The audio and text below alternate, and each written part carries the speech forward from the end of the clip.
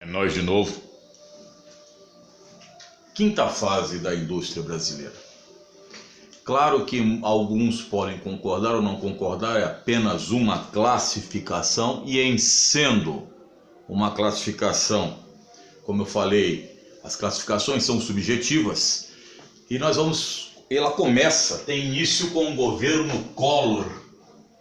Governo Collor, e a famosa frase dele, que vai realmente ser, o mantra disso aqui: nossos automóveis são carroças. Quando Collor de Mello, então, mostrando a defasagem tecnológica da indústria nacional em relação à indústria mundial, ele resolve abrir todo esse processo. Para muitos, isso realmente inseriu o Brasil no contexto internacional. Para outros, foi um problema, não é? Por quê? De certa forma, a indústria nacional, ela, considerada por Collor uma indústria obsoleta, o que aconteceu? Houve quase um processo de quebra de indústrias nacionais. Muitas indústrias nacionais foram compradas pelo capital internacional. Se eu não me falha a memória, aquela indústria que era a Cofap, se não me falha, de amortecedores, que pertencia ao Kaczynski, que depois ele fez as motos Kaczynski. Ele não suportou, ele mesmo falou que ele foi obrigado a abrir mão, vender ao capital internacional, porque não suportaria naquele momento a concorrência, até porque os produtos internacionais eram de melhor qualidade do que os nacionais. E aí nós tivemos com o governo Collor, de certa forma, o início das privatizações. Isso estamos falando do governo Collor apenas no que concerne às indústrias. O governo Collor enfrentou uma hiperinflação, foi o auge da hiperinflação, atingindo quase, nos últimos meses do governo Collor, 86% ao mês, algo quase de guerra isso aí. Ele fez o plano Collor, fez o confisco da poupança até essa semana na imprensa nacional. Ele pediu desculpas, mas depois de 30 anos pedir desculpas fica uma coisa meio esquisita, né?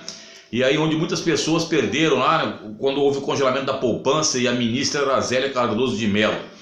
Collor sai, ele não é empichado, teoricamente ele não é empichado, tá? Não sofre o impeachment. Isso aí às vezes em prova cai e é uma pegada. Collor não sofreu, ele renuncia, antes de realmente ser o impeachment, mas depois eles o deixam inelegível por 8 anos. Assume Itamar Franco em 92, Collor fica no governo até outubro de 92 apenas, de 90 a 92. Itamar Franco, de certa forma, ele, através de seu ministro, se não me falha a memória, ministro da Fazenda, FHC, vai fazer o chamado Plano Real. E o Plano Real, então veja, apesar de ser do governo Itamar, quem é considerado o pai do Plano Real é FHC. Não vem com ideologia, filho. Na prova vai cair isso pra você, pô. Tá? Então aqui não estou discutindo ideologia, não. Estou apenas colocando que FHC, dentro do contexto, ele é considerado o pai do Plano Real. E ele era ministro, o super ministro de Itamar Franco. E o Plano Real vai trazer algo interessante, que é a estabilidade econômica, porque vivíamos numa época de hiperinflação. E graças ao Plano Real entra a era FHC, Fernando Henrique Cardoso. E o Fernando Henrique Cardoso, o que vai ter? Ele vai dar essa estabilidade econômica que começa no governo Itamar e vai ser o auge das privatizações, no Brasil. E por isso que muitas vezes o governo FHC foi chamado, de neoliberal, colocaram como fosse neoliberal, até a famosa frase dele, que até foi analisada em vestibular: esse nhen neoliberal, FHC que tem alguns livros que eram estudados principalmente para a esquerda brasileira, que era a teoria da dependência da América Latina, livros, FHC que era formado na Sorbonne, ou para os mais puristas, nas faculdades de Paris 1, 2, 3, 4 e 5, porque tem até isso, o cara pega no pé quando a gente fala. Mas é o seguinte, filhão, FHC então faz o auge das privatizações, e as privatizações têm pontos positivos e negativos, todo mundo sabe disso. os pontos positivos das privatizações foi o primeiro, o enxugamento da máquina administrativa, ou seja, menos não, pelo amor de Deus, hein? Menos encargos trabalhistas a se pagar. Segundo, além do outro ponto positivo aqui, melhoria dos serviços. Então, aqueles que são favoráveis aí à privatização, né, disseram da melhora dos serviços. Inclusive, uma das coisas que se usa muito é o celular. Essa questão da comunicação que melhorou sobremaneira, porque antigamente você era dono, né, de linhas telefônicas, hoje não, você apenas usa o serviço. Então houve o enxugamento da máquina administrativa, a melhoria de serviços, né? Segundo alguns, uma maior competitividade, não é, com as empresas privadas. Entretanto, para outros, o que aconteceu? Houve grandes desvantagens. Uma das desvantagens que nós tivemos foi o desemprego. Se você teve um pai ou um avô que trabalhou no Banespa, final do Banespa, que não tem mais, hoje é Santander, no Banco do Brasil, Caixa Federal e outras empresas estatais ou autarquias, que foram criados muitos PDVs, planos de demissão voluntária, né? E muitos saíram para o mercado aí e ficaram realmente numa situação difícil. Conheço vários companheiros aí que eram de autarquias, de bancos estatais, e ao saírem no mar aberto, que era o comércio real, eles levaram um baque muito grande, porque uma coisa é você estar protegido, entre aspas, num aquário, e outra quando você vai no mar aberto, ou o nadador de piscina vai para o mar aberto, onde ele não está muito acostumado com as flutuações que ocorrem.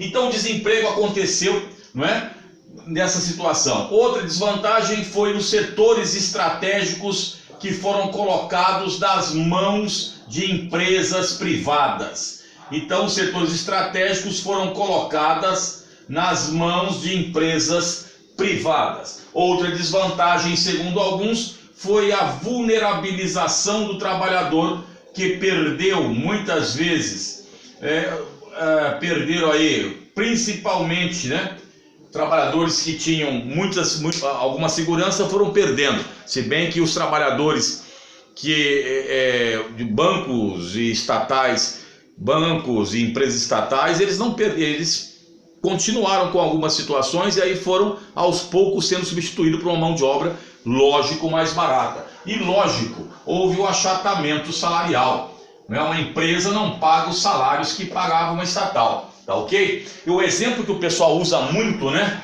que também teve o aumento de tarifas e que eu fui criticado num vídeo em outro canal, né, que o aumento de tarifa não foi tão grande assim. Realmente não deve ter sido grande para quem tem grana, velho. Para quem não tem, realmente fica um pouco complicado. Então o aumento de tarifas aqui, o exemplo clássico que se usa aqui em São Paulo, por exemplo, são os pedágios, que são os mais caros que nós temos no Brasil. Tanto é que uma viagem daqui a São Paulo, você gasta praticamente mais de pedágio do que de combustível, né? Aqueles que justificam a segurança, mas aí o pessoal fala a beleza das nossas pistas. Com todo respeito, não dá para se comparar com as pistas europeias, né? Nós temos amigos aí que trabalham na Europa, principalmente em rodovias, e falam que mesmo as melhores rodovias do Brasil estão longe dos padrões, né, de qualidade europeu. FHC, então, ele vai ter o auge das privatizações e o governo dele sofre 3 crises mundiais. Isso você sabe bem, né? O seu professor aí, de repente, vai dar aquele toque de história, tal, sei lá o quê. Então ele sofre a crise de 1995, o famoso efeito tequila, que foi no México, a crise mexicana. Ele sofre em 97 a crise dos dragões ou tigres asiáticos. E depois, em 98, o famoso efeito Orloff. O efeito Orloff é vodka, quando a Rússia dá aquele calote básico no FMI, onde nós temos alguns vídeos que falamos sobre isso, no caso na era Yeltsin. E também, de certa forma, ele sofre uma pressão da Argentina, que também está em crise, nosso parceiro, nosso hermano do Mercosul. Então, a FHC, então o pessoal fala que... outra coisa dentro do FHC que acontece. Acontece algo que muitos vestibulares pedem, que é a guerra fiscal. Então, você, de certa forma, teve um processo de desconcentração industrial.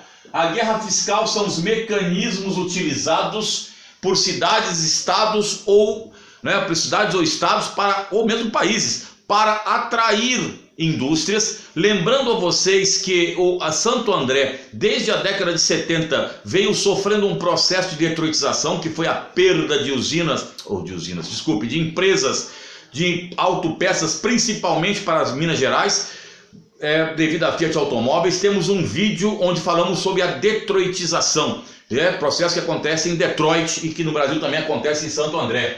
Então a guerra fiscal acontece, a região sudeste sofre muito, porque ela perde um grande número de indústrias, principalmente para a região centro-oeste. Vamos dar aquela paradinha louco Abreu e falar sobre ainda continuando a quinta fase, Lula, Dilma e Temer. Lula, Dilma, Temer. E aí, fião? Depois da paradinha louco Abreu fazendo gol, indo pra galera, quinta fase, então governo Lula. O governo Lula, ele enfrentou uma crise, né? Governo Lula, primeiro, entendam bem, houve uma diminuição da pobreza? Houve. Houve. São números, são números, meu amigo. E por causa de quê? Pelos programas de transferência de renda. Lembrando a vocês que esses programas, eles foram criados no governo FHC, entretanto, eles foram aperfeiçoados do governo Lula. Então houve realmente a diminuição da pobreza no Brasil. Houve também, dentro do contexto aqui, o aumento do emprego formal, o emprego registrado. Alguém poderia refutar: professor, mas esse aumento do emprego formal que acontece é em salários mais baixos. Não interessa, mas você tem um número maior ali de pessoas empregadas com a carteira, a famosa CTPS, Carteira de Trabalho e Previdência Social, que foi criada na época do Vargas, tá? Ainda no governo Lula, nós temos a criação do PAC, que é o Programa de Aceleração de Crescimento, que é parecido mesmo a um Plano Nacional Desenvolvimentista, o Programa de Aceleração de Crescimento, onde fizeram investimentos em obras, dentre elas a polêmica obra, não é, da transposição do São Francisco, que só ficou pronto, parece, no governo Temer. Mas não vamos entrar nesse mérito aqui, não é o mérito que não está, não é esse mérito. Faremos talvez um vídeo para explicar essa transposição do São Francisco historicamente com calma. Ainda no governo Lula nós tivemos, né, o crescimento muito grande da agroindústria.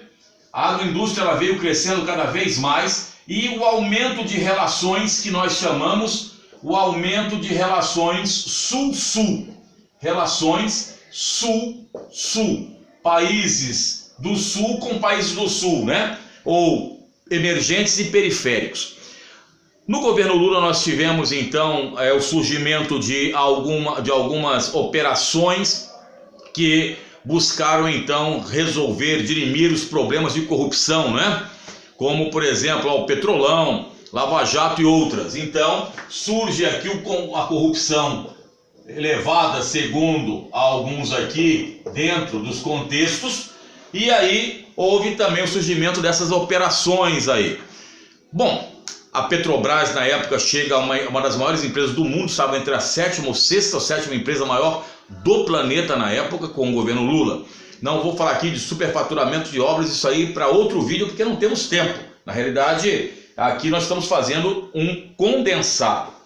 O governo Dilma e Temer, eu vou colocar Dilma e Temer mesmo, os dois, nós temos aqui um processo no Brasil de desindustrialização. Se perguntarem numa prova, aconteceu, né, a diminuição das indústrias, a diminuição, não é, econômica das indústrias. Então, é um governo marcado por esta situação. É questionável, pessoal, mas aí tá... Não, é o que vai pedir. Há uma queda da produção industrial no Brasil nesta época. O governo Bolsonaro começa agora, então provavelmente ainda não seja alvo dos vestibulares, mas será daqui a algum tempo. Até porque o governo Bolsonaro também começa patinando dentro do processo industrial, e depois aí vem esta pandemia que ocorrerá uma retração no PIB, como eu já disse em um vídeo, que ocorrerá também em todos os países da Europa, inclusive os Estados Unidos, que, né, a grande potência anglo-saxã, e também até a própria China, que apesar de ter um crescimento, como eu disse em outros vídeos, o crescimento é bem menor do que era, então na realidade é uma retração. Rapidamente passamos para vocês aí as 5 fases industriais brasileiras.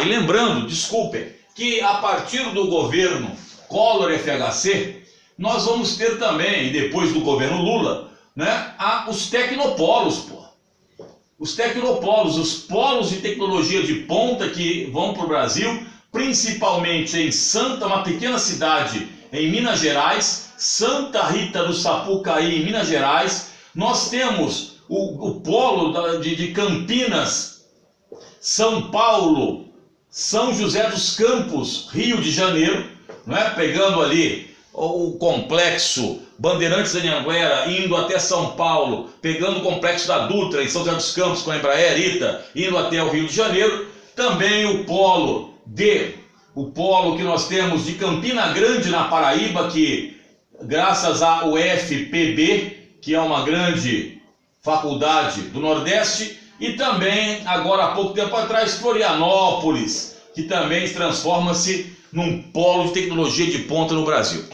Com isso demos uma palhinha apenas superficial. Como eu sempre falo, situações aqui precisavam de 1 hora para se falar, né, discorrer, mas dentro do contexto de 2º grau ou mesmo de 1º. O professor, ele pinça situações, ele não é construtor do conhecimento. O professor, na verdade, ele facilita o conhecimento das academias para que os alunos tornem para os alunos algo digerível, para saber explicitar nas provas de vestibular. Cola conosco. Por hoje, não sei se ainda tem, deve ter alguma coisa para gravar ainda. Tamo junto, Jaelvis e de outra paradinha louco Abreu.